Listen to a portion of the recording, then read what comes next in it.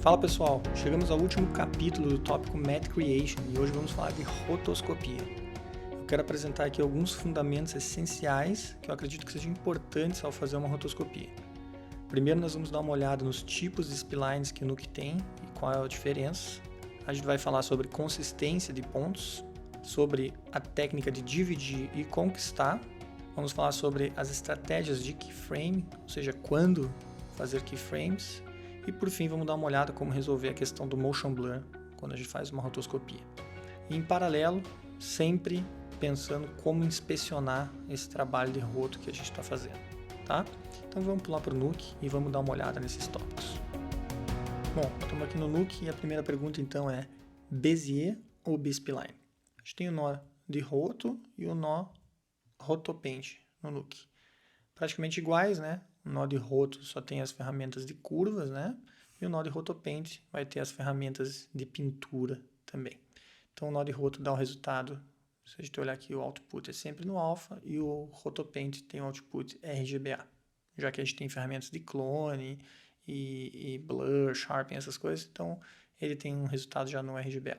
Fica a teu cargo aí o que você quer usar. Sinceramente, eu sou meio preguiçoso e eu acabo usando o rotopend para tudo, porque se eu precisar fazer uma pintura, já está aqui a possibilidade dentro do Node.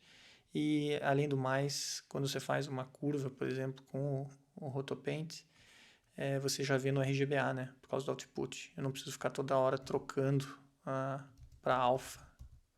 Eu sou meio preguiçoso, então eu acabo usando, tá? Então, fica a teu critério. Então, vamos lá. Em relação a Bezier e a B-spline. Bezier é aquela ferramenta parecida com a Pen Tool do Photoshop, que você clica, pode clicar, arrastar, pode clicar e arrastar, fechei a minha curva, tá? Quando você tem um ponto aqui, se você apertar Z, lógico, ele vai fazer, ou Shift Z, ele vai fazer o ponto ficar reto de novo, Z vai ficar suave, mas o grande barato do Bezier é você poder manipular o peso de cada handle aqui, né? Então, essa liberdade de quebrar o shape se for preciso aqui com o Alt e fazer esse tipo de formato é o grande diferencial da Bezier, né? Já a B-spline é aquela ferramenta que você vai fazer uma curva e ela vai depender do peso e de onde estão selecionados esses pontos, né? Se esse ponto está bem para cá, ó, ela vai tentar fazer uma curva mais suavizada, quase que passando pelos pontos. Agora, se você puxar, por exemplo, ponto para dentro, tá vendo? A curva fica para trás, por exemplo, aí já ficou um formato meio assim, ó. Então, é meio que a teu cargo o que você quer usar. Teoricamente, a Bezier você vai usar para shapes mais complexos, porque você tem a possibilidade de manusear os handles individualmente, então você troca a direção da curva ao momento que você quiser e precisa de menos pontos, inclusive, para fazer shapes mais complexos, né? E a B-spline vai precisar talvez mais pontos, mas é super legal o fato que ela te dá esse peso na curva que ele meio que define aqui, ó, e você tem coisas mais orgânicas. Então, fica meio que a teu cargo, só lembrar que esse cara talvez vai precisar de um pouco mais de pontos para fazer um formato, um shape que você queira, e a Bezier vai precisar de menos pontos, mas, enfim, talvez às vezes muito controle aqui nos handles pode ser desnecessário, tá? Então, fica a teu cargo para você usar. Essa é a diferença entre uma Bezier e uma B-spline. Se você não tiver muito familiar em como manusear uma Bezier, existe um site bem legal que se chama Bezier Game, tá? Esse site está aqui, ó, vou colocar o link na descrição também, e ele é bem divertido porque ele usa como usar uma Pen Tool, que é a ferramenta compatível do Photoshop, né? Então, só para você ver aqui, você clica uma vez, aí você clica ali de novo, cliquei aqui, aí você passa para o próximo nível, aí ele vai te ensinar, para fazer retas, você clica com Shift, isso aqui é Photoshop, né? Mas é importante que, se você não tiver o domínio 100% de uma Bezier, acho que o site é bem divertido para você ir aprendendo como fazer a manipulação da Bezier, tá? Então eu vou deixar o link lá, se você tiver interesse e ir brincando, tem vários desafios aqui, eu não vou fazer mais, vou deixar para você, mas basicamente acho que se você quiser gastar uma hora aí, você gasta fazendo todos os desafios que tem aqui dos shapes dentro desse site, tá?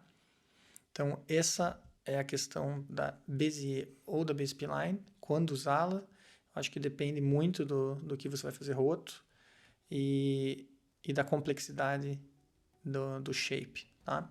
Então, vamos dar uma olhada então neste plate aqui que a gente tem agora e vamos falar sobre o próximo tópico, que é a consistência dos pontos. Então, a gente tem aqui essa mão fazendo esse movimento. E quando a gente fala sobre consistência de pontos, o que eu quero dizer com isso é o seguinte. Parei aqui no último frame, tá? Tenho aqui esse polegar aqui, tá? Então, vou escolher, vou deixar essas duas aqui no canto, vou fazer um novo rotopaint aqui, você já sabe que eu sou preguiçoso. E vou escolher, por exemplo, vou fazer uma Bezier aqui, tá? O que eu quero dizer com consistência? Consistência é quando você vai começar um shape aqui. Eu vou começar esse cara aqui, por exemplo. Vou fazer aqui até aqui. Veja que eu estou fazendo o peso, eu clico e arrasto, né? E depois que você solta, você pode clicar e mover para onde você quiser. Então eu vou fazer um ponto aqui meio que no meio da unha. Um aqui bem nessa curvinha. E veja que eu vou clicar, soltar. Vou pegar o Alt aqui e vou definir uma nova direção. Tá? Então, minha curva agora, quando eu clicar aqui, ele está vindo nessa direção. Posso fazer a mesma coisa aqui, arrumar um pouco o peso. E vou fazer até aqui e vou fechar aqui. Tá? Agora eu vou voltar para cá. E eu vou tentar fechar aqui, ó, novamente. Pronto. Então, quando a gente fala de consistência dos pontos, é o seguinte. Eu fiz esse primeiro ponto muito próximo da ponta, esse no meio da unha, esse aqui quase na cutícula aqui, né, na ligação entre a unha e a pele aqui.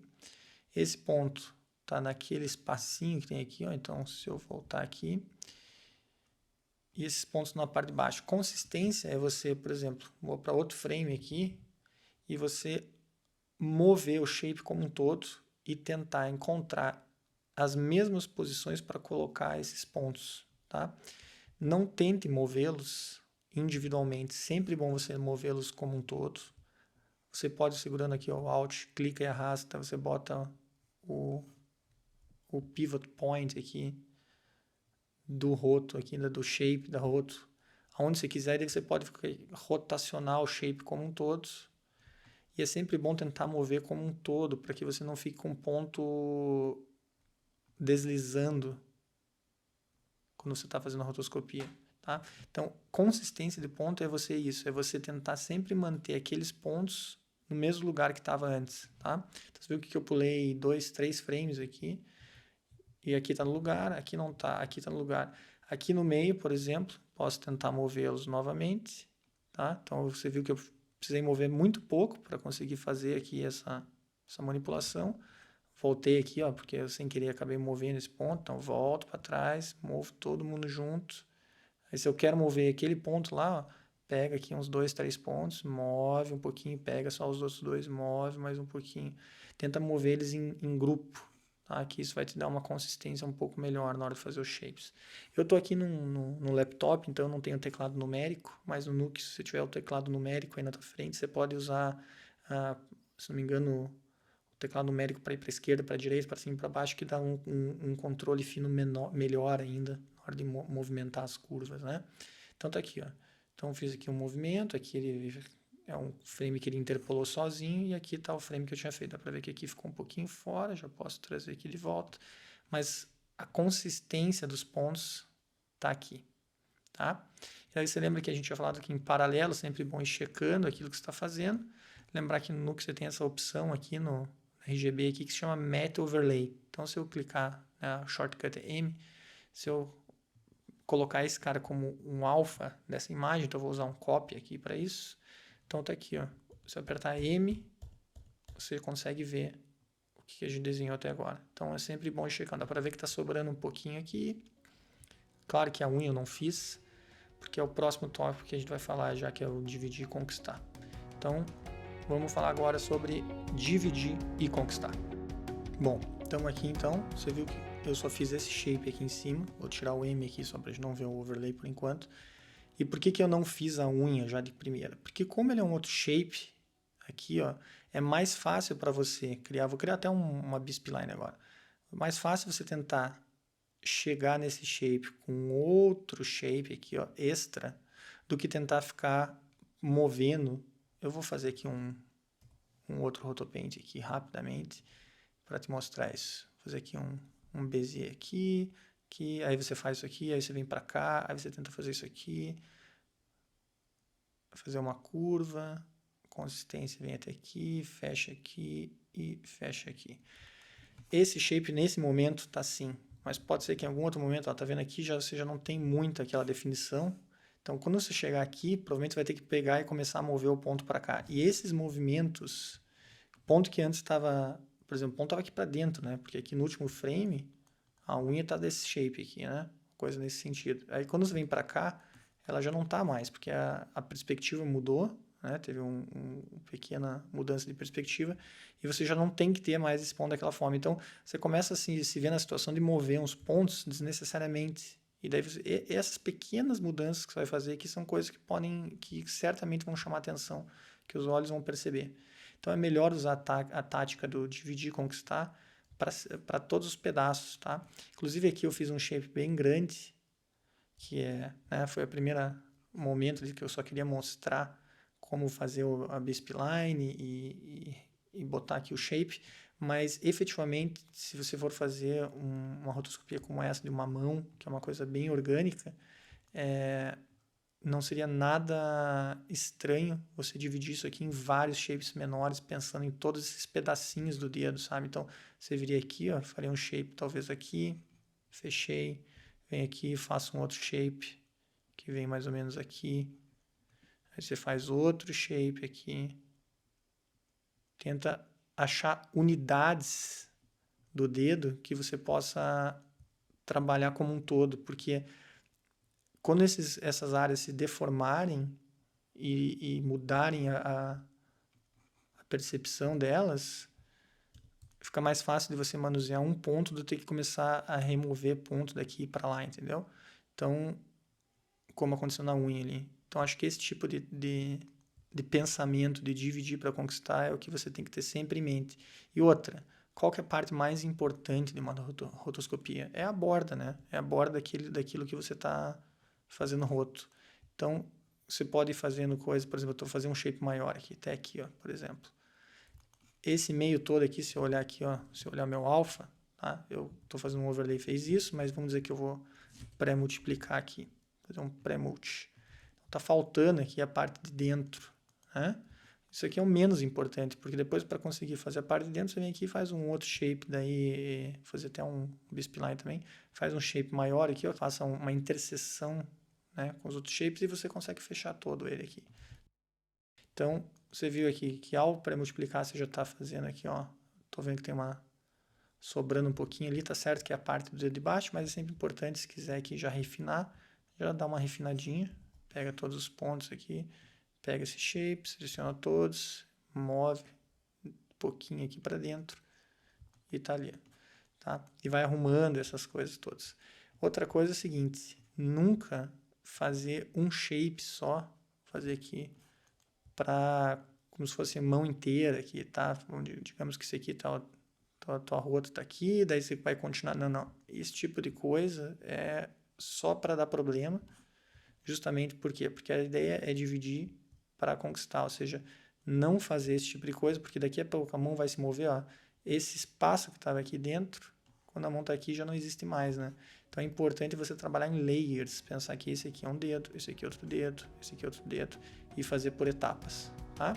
Então essa é a ideia do dividir e conquistar, sempre fazendo pequenos shapes, até fazer aqui o seguinte, vou fazer o próximo keyframe aqui para mostrar como é que eu faria. Então temos esse cara todo aqui, se eu mover, por exemplo, sei lá, 2 frames para frente, e a gente vai falar sobre isso, sobre qual que é a estratégia de movimentar. Tenho aqui meu shape como um todo. Eu vou deletar aqui os keyframes que eu fiz anteriormente. Dope sheets, tá aqui. Deletar todo mundo, assim eu só tenho um keyframe aqui, vou andar 2 para frente. Qual que seria a ideia? A ideia é você mover como um todo, a gente já viu isso antes, coloca na posição, e daí como um todo, você pode mover o anchor point para lá, e daí rotaciona para o lugar aqui, ó. Tá? E assim, você vai tentando manusear os shapes. Pronto, esse cara está no lugar. Aí você vai quase que checando um por um para ver se eles estão caindo no lugar. Tá vendo? Aqui a gente pulou 2, esse cara não caiu exatamente no lugar 100%, então seleciona esse cara, seleciona todo mundo, move o anchor point para lá, e aí você pode usar as ferramentas aqui, você pode distorcer eles, pode dar um skew se você quiser, você pode dar uma rotacionada, desde que o anchor point esteja lá, aqui ó, dá uma rotacionada, e você vai colocando os shapes todos no lugar, assim fica mais fácil. Ó, vou selecionar os 2 pontos, mover aqui. Agora você tem toda essa área aqui que talvez não esteja ainda muito alinhada. Tenta manuseá-los como um todo aqui, ó. Pronto. Clica fora, esse cara talvez tenha ficado demais. Pode voltar um pouquinho. E vai mexendo em pedaços, dividindo e conquistando. Você vai ver que aqui, ó, o frame entre eles aqui já está praticamente funcionando nessa borda aqui. Tem um pouquinho de desalinhamento, mas lógico, se eu refinar aqui e talvez refinar um pouquinho melhor aqui, talvez ele até funcione. Se bem que tem, acho que talvez seja um pouco do movimento mesmo, mas não é grande problema. Aí você pega todo mundo de novo, seleciona e move no lugar, tá? Mas como você pode ver, fica mais fácil de você mover shapes do que ficar movendo só pontos, né? Então é a técnica do dividir e conquistar. Então você viu que eu fiz um keyframe aqui, pulei outro, fiz aqui e acabei refazendo o intermediário aqui. Então vamos falar rapidamente sobre quais as estratégias para fazer keyframes. Bom, quando a gente fala sobre estratégia de keyframe, o que você tem que ter em mente é o seguinte: você tem que tocar o teu plate algumas vezes e analisar como que você vai abordar os problemas aqui. Como é que você faria uma roto da mão? Tá? Então você vai tentar. Você pode sempre pensar, vou fazer o primeiro frame, vou fazer o último frame, vou fazer o frame intermediário. Isso aqui seria uma estratégia de você fazer o primeiro, o último, o do meio. Aí entre o primeiro e o do meio, fazer o do meio. Entre o primeiro e esse aqui, fazer o do meio. Para coisas orgânicas, não funciona muito. É sempre bom ir mais pelo arco dos movimentos, sabe? Se você tentar achar aonde que o movimento muda a trajetória. Então você pode ver, talvez o dedão aqui, ó. Eu estou vindo aqui, ele vem ele vem até aqui, de repente ele dá uma pulada para cima, então desse keyframe para cá, com certeza eu vou ter que fazer um keyframe para mudar a posição. Talvez entre esse e esse aqui, ó, também. Talvez em algum momento aqui eu consiga fazer 1 ou 2 keyframes de interpolação. Talvez esses 2 dedos aqui, porque eles estão rotacionando, talvez eu consiga fazer um shape e rotacionar e ele conseguir interpolar entre um frame e outro. Ou, por exemplo, essa parte aqui, ó, do avental dessa pessoa. Veja que ele está sempre meio que parado lá. Aí você pensa, pô, eu poderia simplesmente traquear essa região, fazer um shape aqui e depois com o tracking você vai só refinando. Então você faria bem menos keyframes, por quê? Porque você teria um tracking dessa região. Então esse tipo de estratégia é sempre bom você olhar o teu plate, analisar o que está acontecendo, qual que é o movimento que está ali dentro, e aí sair fazendo os keyframes mais chaves, não sair fazendo um por um, porque às vezes você pode ter como áreas como essa que você faria 2 ou 3 keyframes e está meio que resolvido a roto, tá? Então é sempre importante ter em mente esse tipo de estratégia. Então às vezes você pode fazer uma estratégia que é pular a cada 2, você faz a cada 2 frames, você pode fazer pulando do primeiro até o último e depois fazer todas as metades. Às vezes você vai fazer só no arco dos movimentos. Então depende muito do que você tem na tua tela, tá? Mas só lembrar que analise bem o plate antes de sair fazendo os keyframes, porque às vezes a gente consegue se livrar de bastante trabalho só usando a interpolação das curvas dentro do Nuke. Bom, já que eu citei tracking, deixa eu te mostrar uma outra situação que é o seguinte. Eu tenho aqui essa sala, tá? E eu tenho aqui um planar tracking só dessa região aqui, tá? Então essa parede toda aqui, né? Essa frente, essa frente, essa frente, essa frente, tudo que tá... Essa aqui não, na verdade essas duas não, né? Mais essa e essa. Então no mesmo plano, então toda essa parte da base aqui vai funcionar com esse mesmo movimento aqui, tá? Pelo menos a parte mais próxima dele. Então é o seguinte, eu tenho aqui o Rotopaint, eu tenho aqui o corner pin, tá? Isso aqui eu fiz aqui dentro do Nuke efetivamente, mas poderia ter vindo do Mocha, tá? O Mocha Pro, por exemplo, excelente ferramenta para fazer planner tracking e muito útil para rotoscopia. Eu não citei ainda nenhum outro software, porque a gente está falando só do Nuke efetivamente, mas existem softwares específicos, lógico, para fazer rotoscopia, e dentre eles o Mocha, que seria o software de entrada. Acho que é muito válido. Se você tiver domínio de Mocha também, vai ser sempre bom. Bom, o que eu tenho aqui? Eu tenho um corner pin. Se eu colocar, então, esse Rotopaint em cima da minha imagem, der um play, todo mundo vai se mover junto, né? Porque está traqueado aqui, então tem esse corner pin movendo aqui. Outra coisa que poderia ter sido feita é colocar essa informação de tracking dentro do root aqui, tá? Então aqui eu vou usar uma ferramenta do Magno, inclusive, do Magno Borgo, que é um concatenate, tá? Que é mais fácil de fazer, que é o seguinte: eu seleciono um corner pin, roda aqui um concatenate 2D, esse cara vai me gerar um novo corner pin, e a ideia de usar esse corner pin aqui é só para abastecer o que ele me dá aqui no Extra Matrix aqui dentro. Então eu venho no root aqui e vou fazer com o Shift mesmo, vou colocar todo mundo lá, tá? Então agora, qualquer shape, os shapes que eu já tinha desenhado ali, né? Por causa do root, eles vão estar animados. Então se eu trocar aqui para esse cara, não preciso mais desse corner pin, eu usei só para poder gerar o matrix ali. Tá aqui, ó, tá traqueado também, tá? Então essa aqui é uma técnica que acaba muita gente usando com trackers e no caso com o Mocha também, se você usar essa ferramenta aqui. Vou colocar o link para você para o Nukepedia, onde o Magno disponibilizou essa ferramenta do Concatenate, que é muito boa. Mas enfim, muita gente acaba usando a animação aqui dentro e com as curvas, que é exatamente a mesma coisa que está aqui. E aí você tem esse tipo de movimento e está aqui usando. Aí tem algumas situações, nesse caso a gente tem uma borda bem definida, mas tem situações que você, por exemplo, poderia querer ter uma borda um pouco mais serrilhada, digamos assim.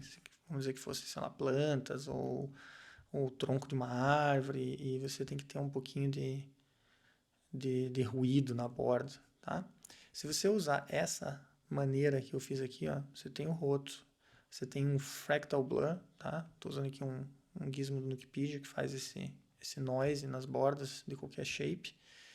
Coloco aqui um corner pin e movo, olha o que acontece. Então, esse shape como um todo está movendo. Agora, se você usar esse mesmo fractal blur e colocar neste Rotopaint, a animação está acontecendo antes do fractal blur. E daí o que vai acontecer?